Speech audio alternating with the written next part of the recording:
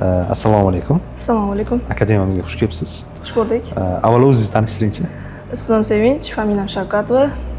Oddiy bir oiladan chiqqan, oddiy bir ota-onaning farzandiman. Zo'r, malades. Sevinch, Triplar akademiyasiga keldingiz, shartnomalarni qildingiz, o'qishlarni boshlab oldingiz. Endi men sizni birinchi marta o'sha shartnomalarni qilgandan keyin eslayman. O'sha vaziyatda ko'zingizda yosh bor edi. Mana shu ko'zlaringizda yosh bilan eslayman-da. Birinchi marta siz bilan ko'rishganimizda yig'lab ordingiz-da. Nimaga yig'ladingiz o'shanda? Yig'laganim sababi ota-onam, birinchi o'rinda ota-onam menga ishondi. Ayniqsa onamdan ko'ra otam ko'proq menga ishonch bag'ishladilar va hozirda qo'llab-quvvatlaydilar. Menga juda bir katta mas'uliyat berildi. Ya'ni hozirda ularning eng katta umidi mendan.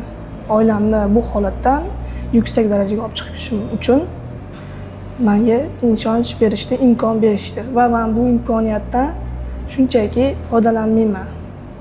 Yaxshi darajaga olib chiqaman. Inshaalloh. Niyatingizga yeting. Men bitta savol bersam bo'ladimi? Qiz bola uchun bu qanchalik qiyin yoki oson deb o'ylayapsiz? Umuman olganda bu kasb jinsga bog'liq emas. Ikkinchidan odam o'ziga bog'liq, olib ketishiga, uni harakati va amallariga bog'liq deb hisoblayman. Va men uchun bu kasb qiyin emas, chunki men o'zim sevgan suyukli kasbim. Mana gap yo'q. Sevinch, inson baribir o'z qadriyatlari bilan xulosa qiladi va qadriyatiga mos joyga boradi va qadriyatlariga mos insonlar bilan yo'lini davom ettiradi.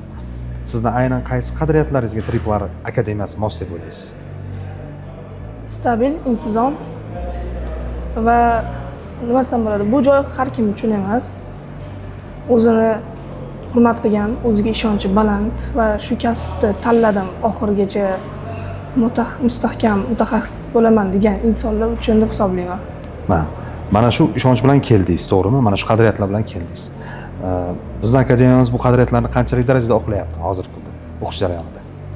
Ancha yaxshi. O'qish tugatgandan keyin bitta xulosa qilamiz. Rahmat. Ko'cha bilan bu yerning farqi haqida qanaqa tushunchaga egasiz? Masalan, O'zbekistonda akademiya ko'p-ku. O'zbekistonda o'qiydigan maskanlar ko'p-ku, to'g'rimi? Triplar akademiyasini ajratib turadigan fishkasi nima siz uchun? Natija. Natijada. Обязательно. Nimaga desangiz, to'g'ri, ko'p akademiyalar bor. Ular bunchadan buncha qildim deydi. Lekin aslida bu yolg'on.